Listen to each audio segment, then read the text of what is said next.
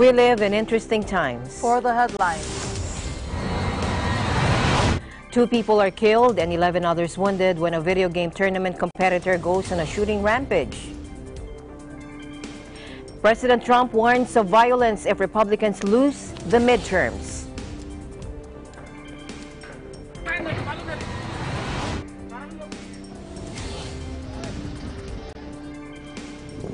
Myanmar rejected the UN Rohingya genocide charge.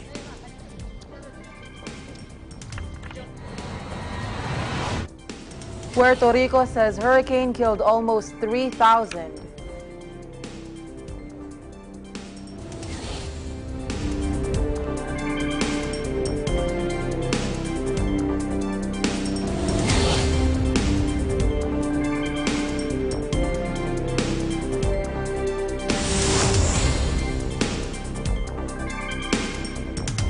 I'm Alma Angeles, wherever you're watching from around the world. Thank you very much for joining us tonight. We welcome our viewers here in the Philippines and around the world. Good evening, everyone. I'm Maricar Velasco. And now to the news.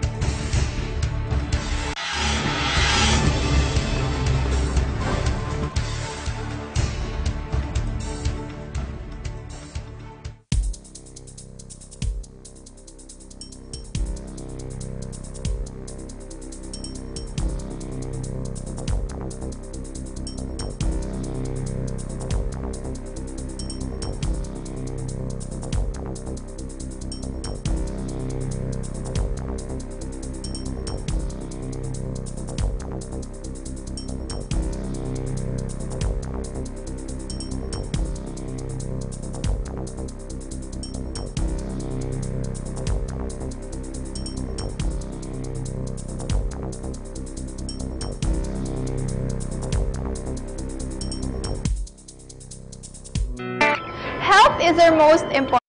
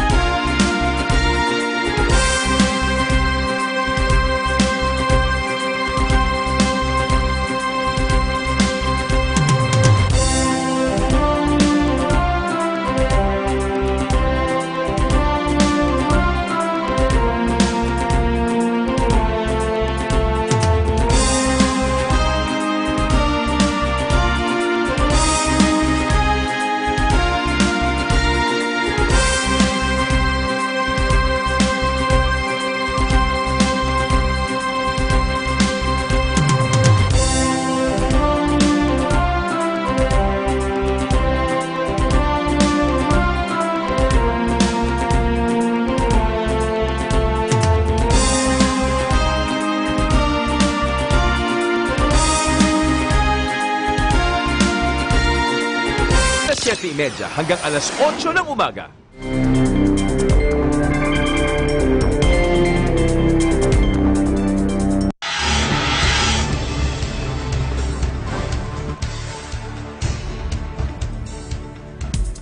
Families of alleged victims of drug-related killings filed a complaint against President Duterte before the International Criminal Court, becoming the second petition against the 73-year-old Philippine leader before the International Tribunal based in The Hague. The complainants, represented by the National Union of People's Lawyers, or NUPL, claimed that President Duterte should be held responsible for alleged crimes against humanity, which arose from his administration's war on drugs.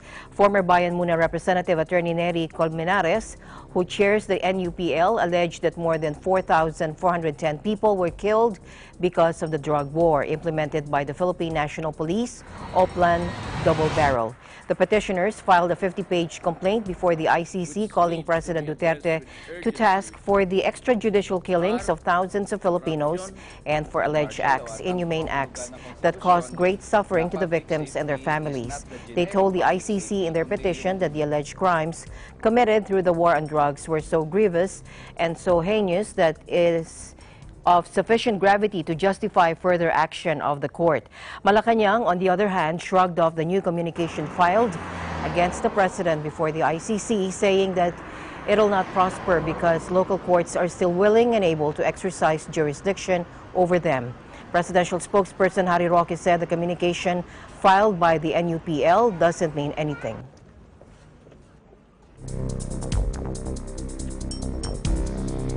The House of Representatives of the Philippines approves the proposed 6,773 billion pesos 29 budget of the Office of the President in less than 10 minutes.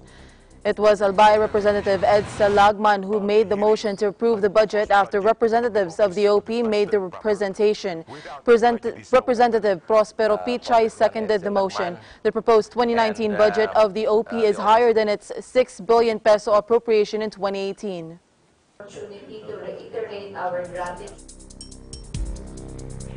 The liability of Xiamen Air has ballooned to 33 million pesos. This is according to Manila International Airport Authority General Manager Ed Monreal, who spoke during the hearing conducted by the Senate Committee on Public Services on the incident. According to Monreal, the figure represents the cost of removing Xiamen Air Flight MF8667 from runway 0624. The plane skidded off the runway on August 16, prompting flight cancellations. The runway reopened after 36 hours. Philippine authorities were hunting on Wednesday 2 men believed to have planted the explosives that killed 2 people, including a young girl at a festival in the nation's south. The blast late Tuesday in the town of Isulan, which wounded 35 others, is the second deadly bombing in less than a month in the region where Islamist militants have waged a decades-long insurgency. A man left the improvised bomb in a bag near a grocery store as crowds gathered to celebrate the town's founding anniversary, but he and an accomplice escaped. The attack, claimed by the Islamic State group, is the latest violence in the south, where a long-running Islamist insurgency has left more than 100,000 people dead by government count. Authorities said it was highly likely that the pro-IS Bangsamoro Islamic Freedom Fighters, or BIFF, plotted the bombing. Nagapili isang komporter. Ang ako nga bata nagalakat-lakat. Tapos ang akong nga magulang diri sa piyak sa likod diya ang naglupok, pero wa ita na siya naigo kag ako. Atong bata ko tanang sa kilid ko amo ang naigo. Nga buligan niya kami nga masulbar amon nga ginimo nila sa amon sa akon nga bata nga samtang di nila nga madakpan ang naghimo sina buligan gid nila nga masulbar kay kami pigado gid sir pinamugon lang kami, no? As part of the retaliation and as part of their plan, no, to conduct atrocities by conducting ID attacks dito sa bahagi ng Sultan Kudarat, iba pang mga karatig probinsya na sinasakupan po natin ng 6ID.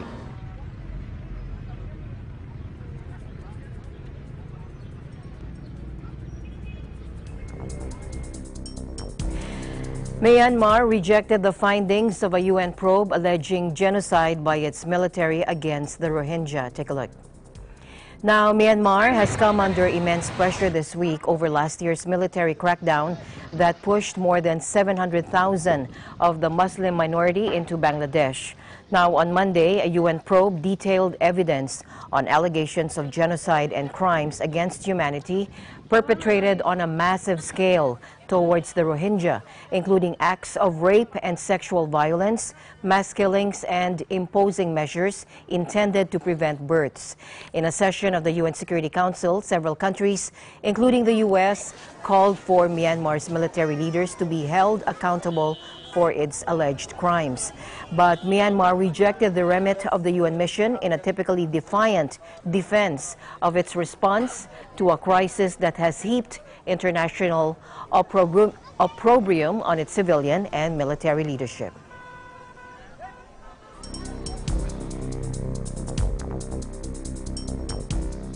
Myanmar rejected the findings of a UN probe alleging genocide by its military against the Rohingya. Myanmar has come under immense pressure this week over last year's military crackdown that pushed more than 700,000 of the Muslim minority into Bangladesh. On Monday, a UN probe detailed evidence on allegations of genocide and crimes against humanity perpetrated on a massive scale towards the Rohingya, including acts of rape and sexual violence, mass killings, and imposing measures intended to prevent births. In a session of the UN Security Council, several countries, including the U.S., called for Myanmar's military leaders to be held accountable for its alleged crimes. However, Myanmar rejected the remits of the UN mission in a typically defiant defense of its response to a crisis that has heaped international opprobrium on its civilian and military leadership.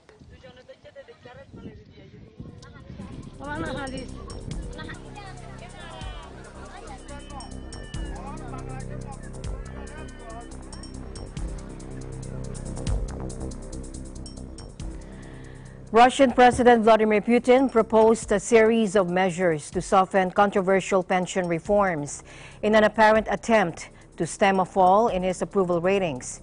In a rare televised address, Putin suggested raising the state pension age by 5 years to 60 years for women instead of the proposed 8 years, among other proposals. В проекте закона предлагается увеличить пенсионный возраст для женщин на 8 лет, до 63 лет, тогда как для мужчин он повышается на 5 лет. Но так не пойдет, конечно. Это неправильно. Пенсионный возраст для женщин не должен повышаться больше, чем для мужчин. Поэтому считаю необходимым уменьшить предлагаемое законопроектом повышение пенсионного возраста для женщин с 8 до 5 лет. At the same time, he said tough measures were needed, citing serious demographic problems.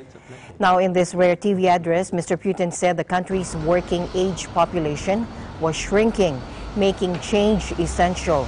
Unions have warned that many will not live long enough to claim a pension.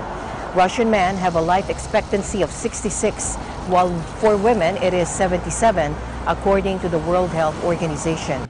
Now, President Putin said the move to raise the retirement age for men and women had been delayed for years and risked causing inflation and increasing poverty. Postponing it further would threaten the stability and security of Russian society, he said.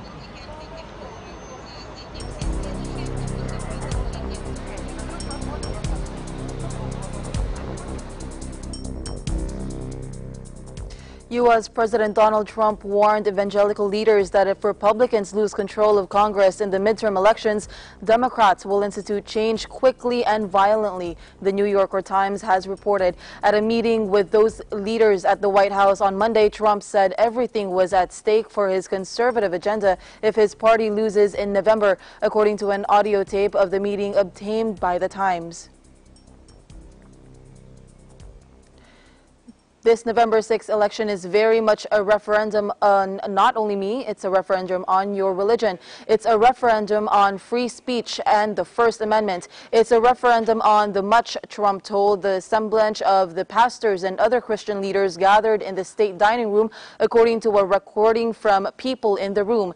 It's not a question of like or dislike. It's a question that they will overturn everything that we've done, and they will do it quickly and violently. And violently definitely there is violence. When you look at Antifa, these are violent people. It was not the first time Trump has warned of violence if things did not go his way. During the 2016 presidential campaign, he said his supporters would probably react violently if he did not win the Republican nomination.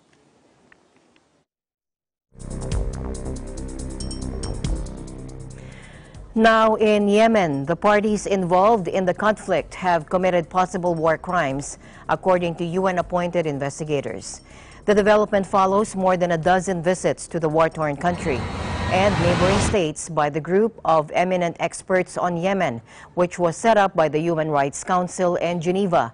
Just last week, an airstrike by a Saudi-led coalition in support of the Yemen government in opposition-held Hudaida governorate killed at least 26 children and 4 women.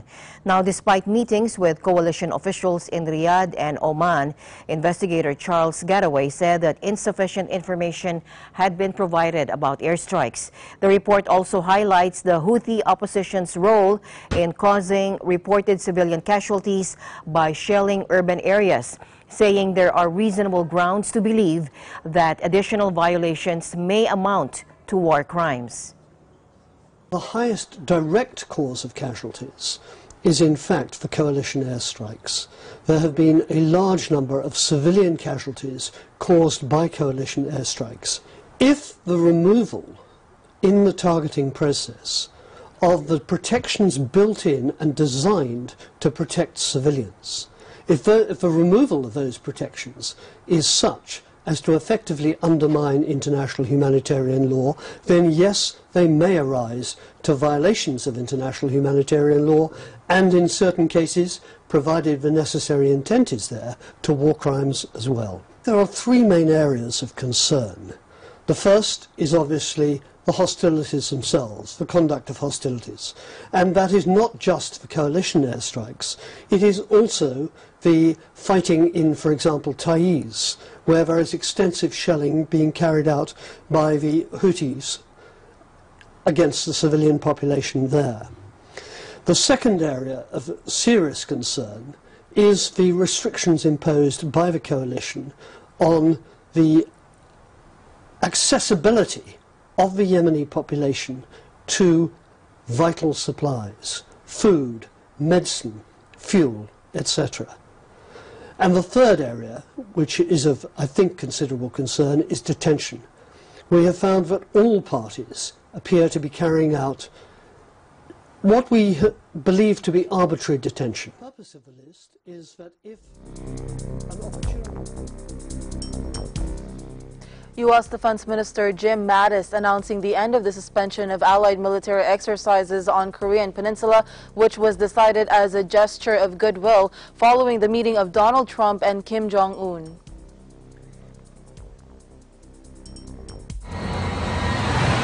Let me just talk about the policy of the suspension of exercises on the Korean Peninsula. As you know, we took the step to suspend several of the largest exercises as a good faith measure coming out of the Singapore summit. We have no plans at this time to suspend any more exercises.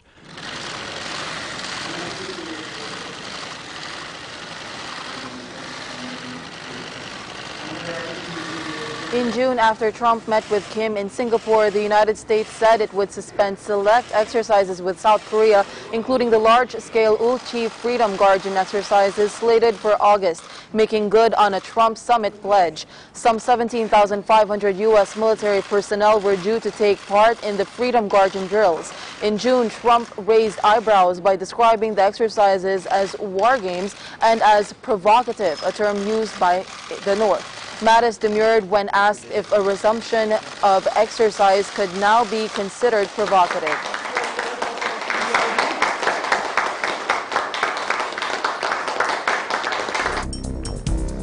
To other news now, a strong 6.2 magnitude earthquake struck eastern Indonesia.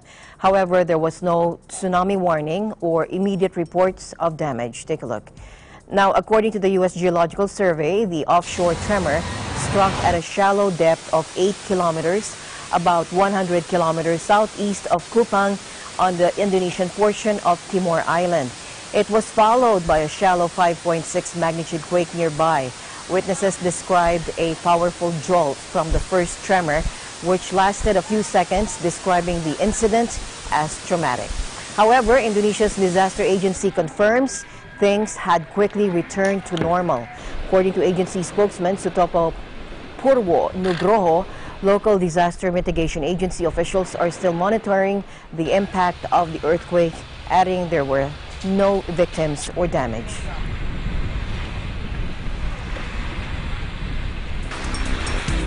A 7.1 magnitude earthquake struck off the eastern coast of New Caledonia on Wednesday and generated small tsunami waves, seismologists said, but there were no immediate reports of damage.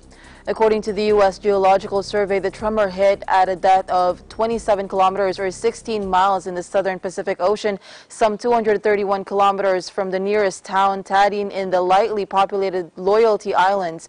The Pacific Tsunami Warning Center said small tsunami waves have been observed.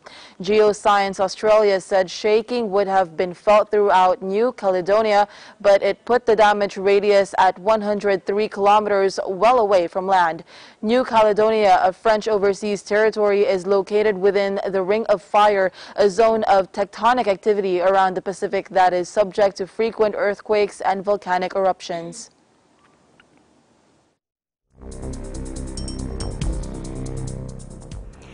Meanwhile, small tsunami waves lapped New Caledonia, Fiji, and Vanuatu Wednesday after the strong earthquake in the Pacific Ocean, but the threat passed without any damage reported.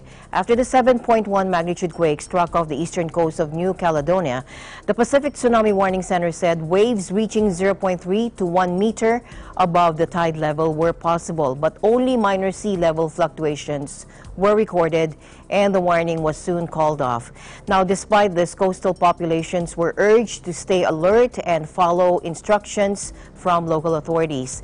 The tremor hit at a depth of 27 kilometers in the southern Pacific Ocean, some 231 kilometers from the nearest town, Tadin, in the lightly populated Loyalty Islands. Now, Geoscience Australia says shaking would have been felt throughout New Caledonia, but it put the damage radius at 103 kilometers well away from land. Now, Jonathan Hansen, duty seismologist at New Zealand's GNS Science, said the epicenter was some distance from inhabited islands and the tsunami wave warnings were modest. The tsunami wave sizes we've seen, he said, are 16 to 17 centimeters, or 6.3 to 6.7 inches at 2 New Caledonia stations. And at those sizes, he said, we wouldn't expect any damage. New Caledonia Civil Security Department said there was no risk of major flooding. Given its location, depth and magnitude, abnormal changes in sea levels could be seen in the Loyalty Islands. Since there's no risk of major flooding along the coast, no action by the public is required, it added, calling nonetheless for coastal residents to exercise caution. Meanwhile, Fiji Disaster Management Minister tweeted that the quake, quote, does not pose any immediate threat to the Fiji region. New Caledonia, a French overseas territory, Fiji and Vanuatu are located within the Ring of Fire, a zone of tectonic activity around the Pacific that is subject to frequent earthquakes and volcanic eruptions.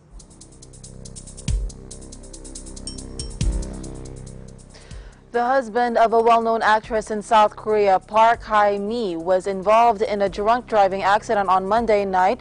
The details from RV Abiero.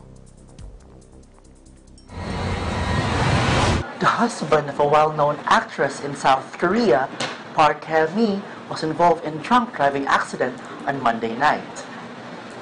Wang Min, 45 years old, was in a car accident in which 2 people were killed and 3 others were injured, including himself, according to the Gwangjin District Police and Fire Departments. Wang Min was driving a Chrysler Dodge car when he crashed into a 25-ton truck that was parked on the side in Gangbyun Expressway near Guri, Gyeonggi Province at around 11:15 p.m. Korea Standard Time.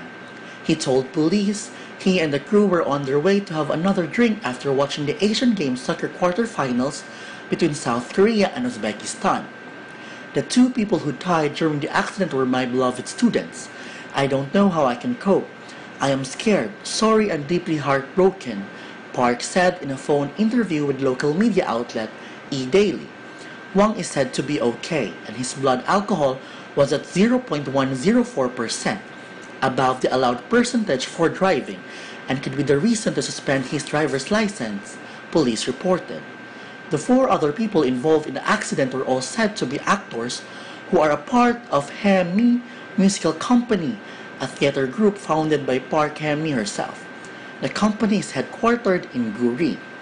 Investigation is still ongoing, but police believe Wang's drunken driving caused the accident. Meanwhile, Park Hae-mi was not present for a performance press conference for Oh Carol, a musical that she produced that was supposed to take place on Tuesday afternoon. This is RVR Abiero, your ABC correspondent from South Korea, and I am 1 with 25. Thank you, RV. The news continues here on Eagle News International. We'll be right back.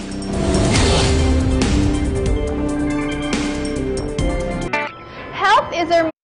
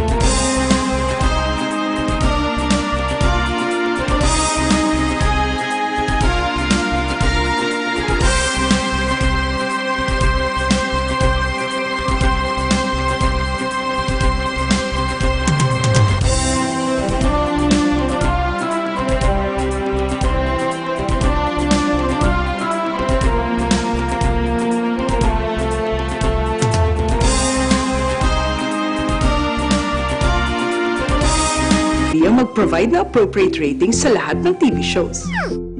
Para ugaliin ng pamilya ang responsableng panonood. Teamwork tayo, parents! Rated G, good for all. Oops, rated PG. Dapat may mga magulang para sagutin ang mga tanong ng kabataan. Grabe, rated SPG, maselan! Higpitan ang paggabay. Pag rated MTRCB, rated responsable.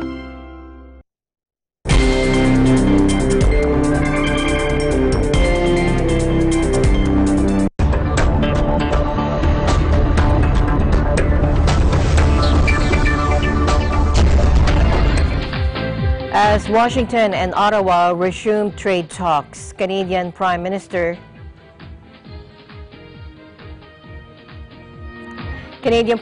Justin Trudeau said he would only sign a new trade pact that was good for his country. Canadian Foreign Minister Chrystia Freeland, meanwhile, was upbeat in Washington after meeting U.S. Trade Representative Robert Lighthizer, saying that detailed discussions to salvage the North American Free Trade Agreement, or NAFTA, as a three-nation deal would begin the following day.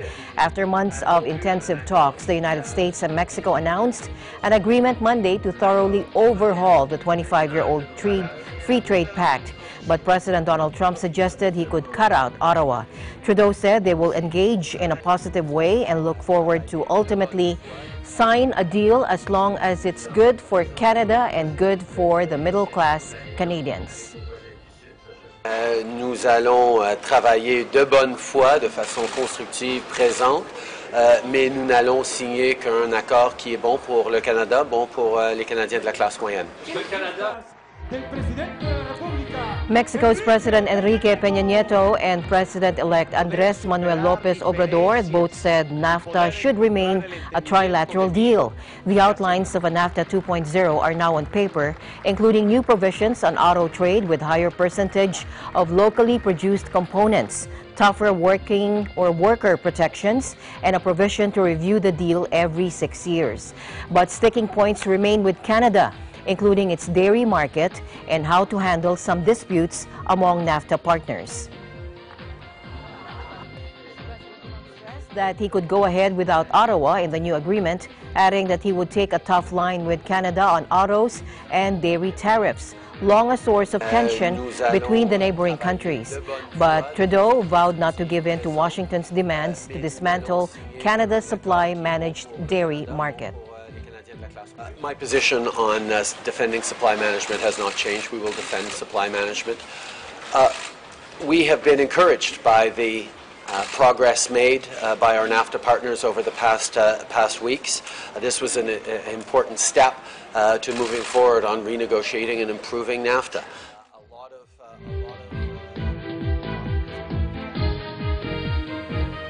Asian markets enjoyed broad gains for a third day on Wednesday, but investors moved more cautiously as they took stock of the latest trade developments and possible headwinds. New York provided another record lead on the lingering optimism after the United States and Mexico agreed on a revised free trade deal and Canada began talks that could see it join them. However, while the news was seen as a much-needed boost after Donald Trump threatened to tear up the North American Free Trade Agreement when he took office, there remain concerns about his tariffs row with China that has rattled markets for months.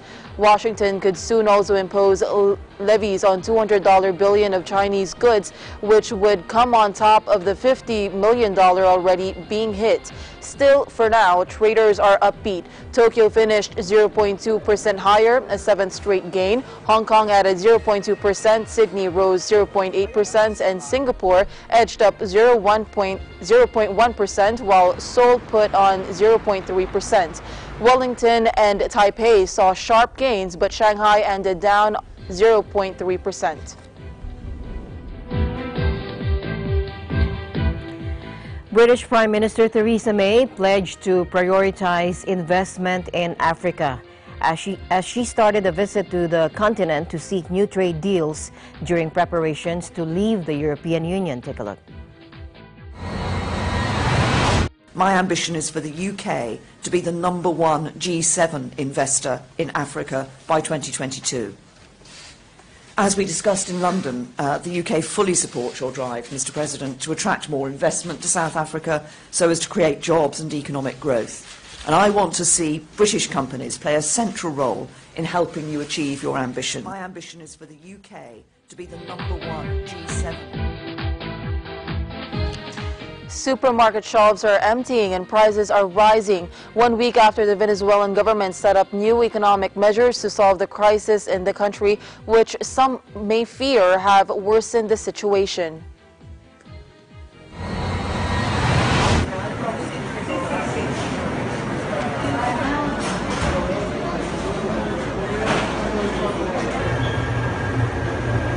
Yo siento que fue como que atrasarnos en todas las cosas que ya teníamos un poquito avanzadas, porque relativamente antes estaban las cosas más caras, pero se conseguían, ¿saben? En cambio ahorita no, ahorita todo está más caro y no se consigue, porque claro, ya ahora empiezan a desaparecer las cosas para no venderlas al precio que pusieron, pues.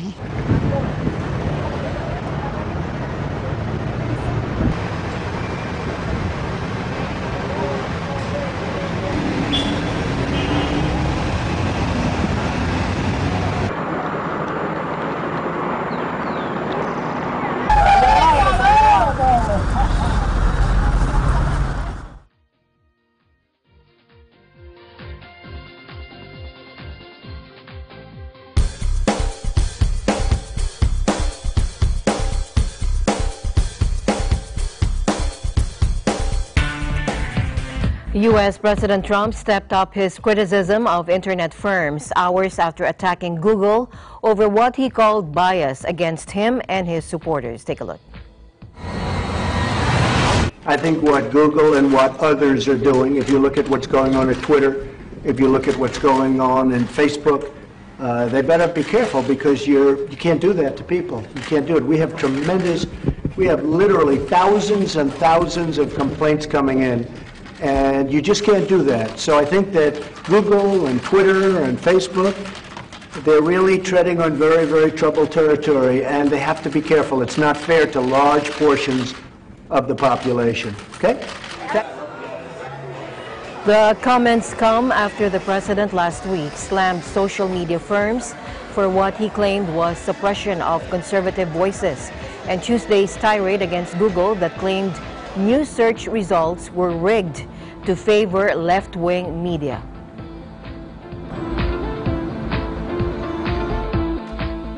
Chinese kindergarten students giggle as they work to solve puzzles assigned by their new teaching assistant, a roundish, short educator with a screen for a face. Watch this.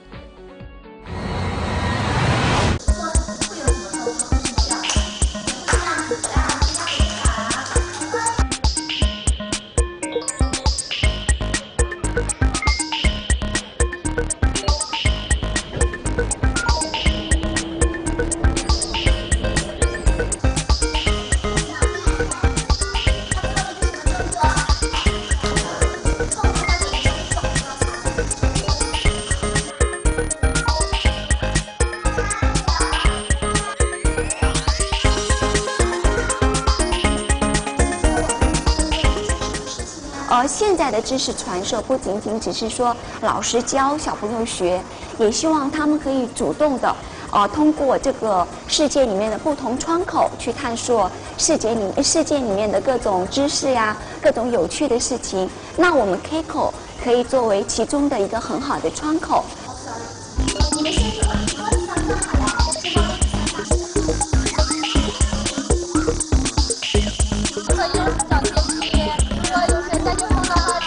教学本身，尤其在低幼阶段，它必须是充分的人传人，它有肢体的接触，有眼睛的接触，有面容的接触，这些东西都叫教学，它不仅仅是语言，也不仅仅是内容，它是我说它是全息的。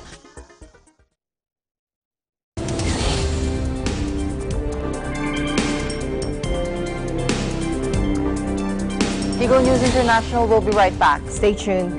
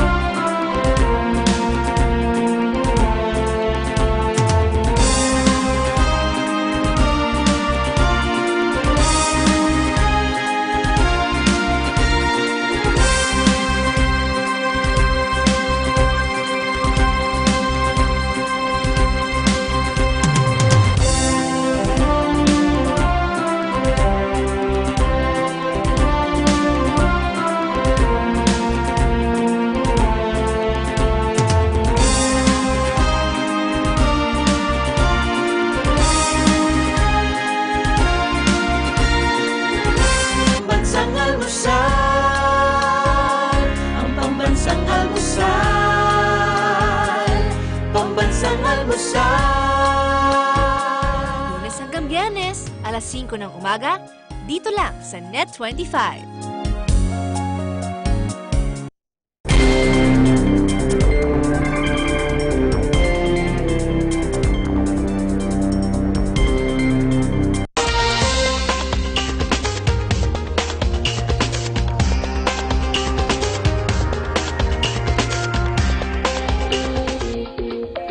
Hurricane Maria killed 2,975 people in Puerto Rico, according to the results of a long-awaited independent investigation commissioned by the government of the U.S. island territory. After nearly a year of controversy over the true toll of the 2017 monster storm, the governor of Puerto Rico said the new estimate would now be considered the official death toll. I'm giving an order to update the official number of deaths to 2,975, according to Governor Ricardo Roselio at a press conference. He said although this is an estimate, it has a scientific basis. The Puerto Rican government's long-standing official death toll from Maria had been just 64. Now, to get a more accurate assessment, Roselio commissioned the independent study from George Washington University.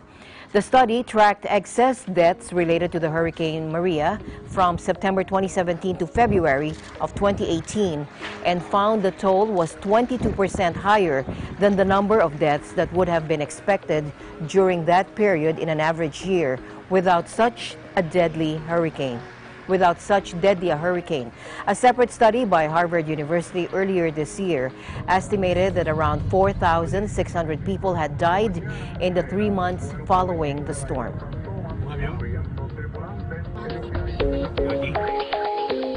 Bumblebees acquire a taste for food laced with a pesticide known to harm them, according to a study suggesting the chemicals pose an even greater threat to pollinators than previously thought.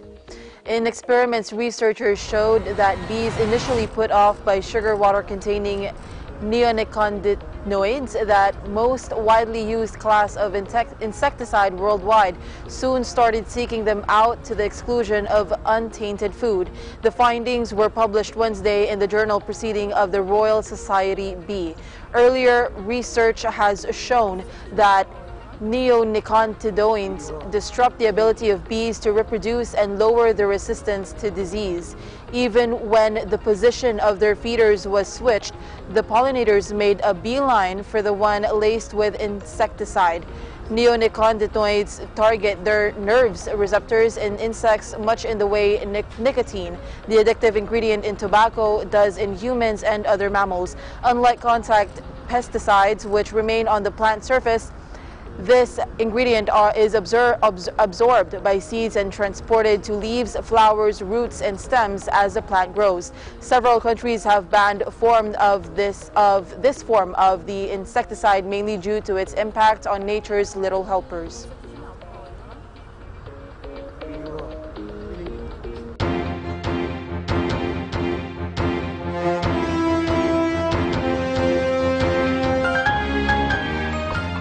All right, and to the Democratic Republic of Congo, or DRC, where youngsters are heading back to school for the start of another year. Nothing surprising about that, except that more than 80,000 of them are having to contend with an outbreak of Ebola in the rest of the country. In the east of the country, rather. UNICEF, the UN Children's Fund, is helping to ensure that some 250 schools are a safe place to learn in the disease-hit provinces of North Kivu and Ituri. This involves training more than 1,700 teachers on Ebola prevention measures and showing children how good hygiene can avoid the virus spreading. UNICEF is just one of several UN agencies involved in stopping the latest Ebola outbreak in eastern DRC. To date, the virus has claimed 75 lives.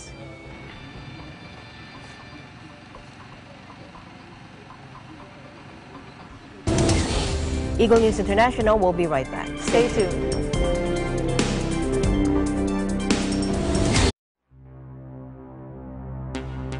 Ay, ang sasakyan, iniisip ng mga tao na kapag meron ka niyan, successful ka. Maraming mga tao, may mga tinatangkilik sa buhay pero hindi sila masaya. Paano ba maging masaya sa buhay na ito? Dapat marunong kang tumanggap ng kahit anong dumarating sa buhay mo. Walang question. Kasi lahat ng tao mamamatay. And para sa akin, ang lahat ng mga bagay sa mundong ito, basura lang. Kaya kung ano man ang kalagayan mo at masaya ka sa buhay na ito, successful ka.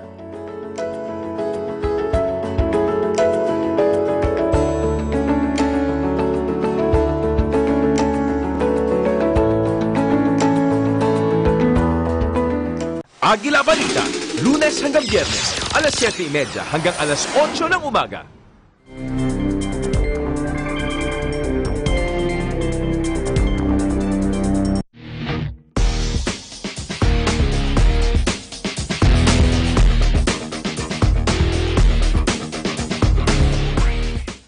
In tennis, Maria Sharapova shattered the fairy tale return of 39-year-old Patty Schneider at the US Open on Tuesday, winning a roller coaster first-round clash 6-2, 7-6. Schneider, the oldest ever player to make the main draw of a Grand Slam by qualifying, was outgunned by five-time major champion in the first set and for the major of the second.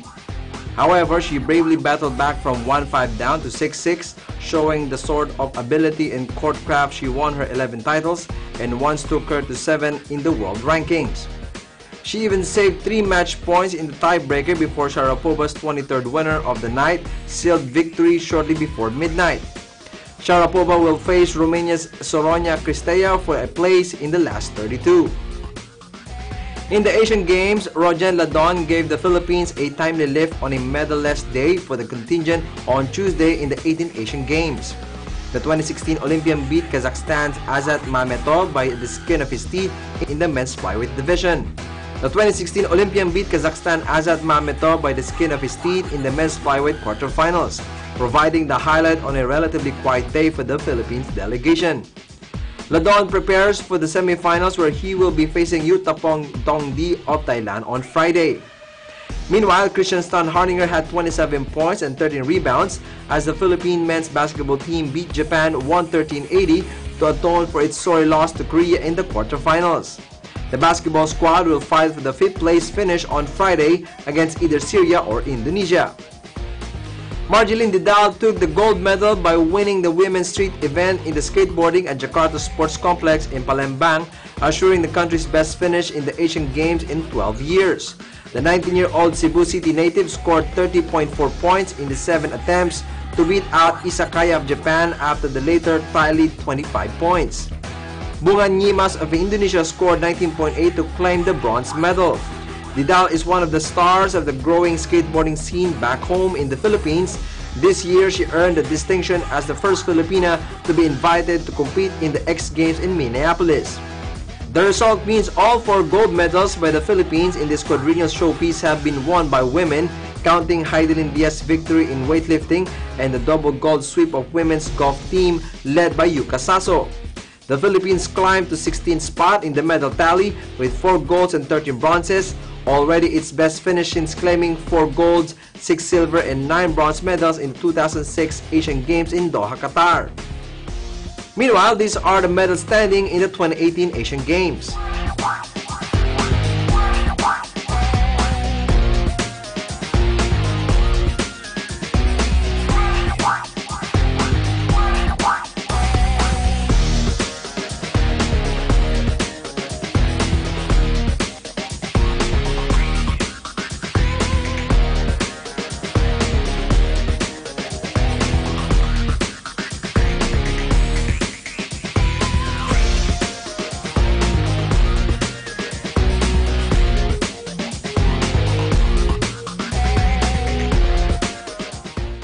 These are the stories for EN Sports. I'm Ben Bernaldez and I'm 1 to 25.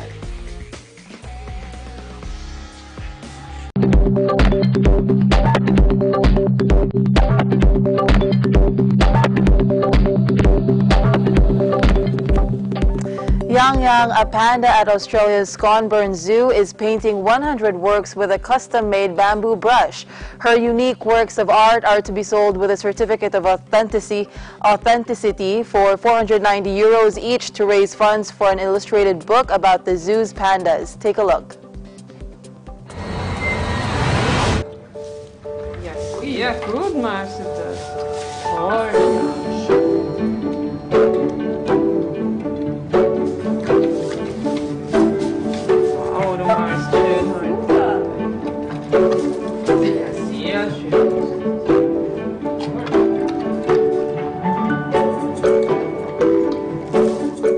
Die Yang wird insgesamt 100 Bilder malen. Wie viel sie jeweils pro Tag malt, ist unterschiedlich. Manchmal sind es nur 3, manchmal sind es bis zu 8. Auch ihr Stil ist recht unterschiedlich, je nach Tagesverfassung. Manchmal sehr schwungvoll mit viel Elan, manchmal eher ruhiger, eher vorsichtiger. Sie findet es aber sehr toll, sie kann sich da Gemüsestücke verdienen, Karotten und Süßkartoffeln gibt es als Belohnung und es ist eine sehr nette Abwechslung für sie. Man merkt, wie es ihr Spaß macht, sie greift oft schon wirklich aktiv nach dem Pinsel, zieht ihn zu sich heran und schon geht's los mit dem Malen.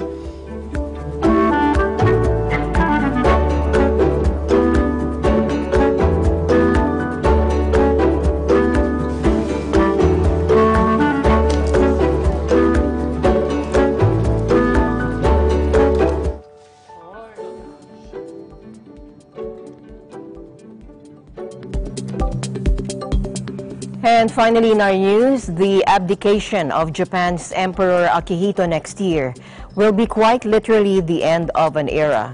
The Heisei era of his rule, and behind closed doors, talks on the next have begun.30年に一度あるかないかということなんですけども、決して私たちもマイナスに考えているわけではなくて、新天皇がご誕生ということで、日本全国がね、お祝いムードという来年になると思いますので。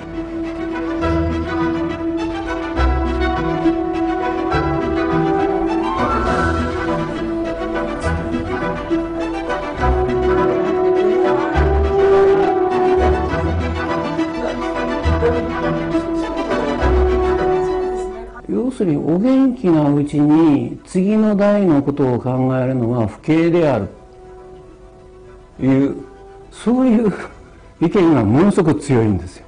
非常に辛いのは、やってると言えないけども危機管理としてインテリジェンスの立場から秘匿しながら密かにやらなきゃいけないっていうのはこの仕事の難しさなんですよ。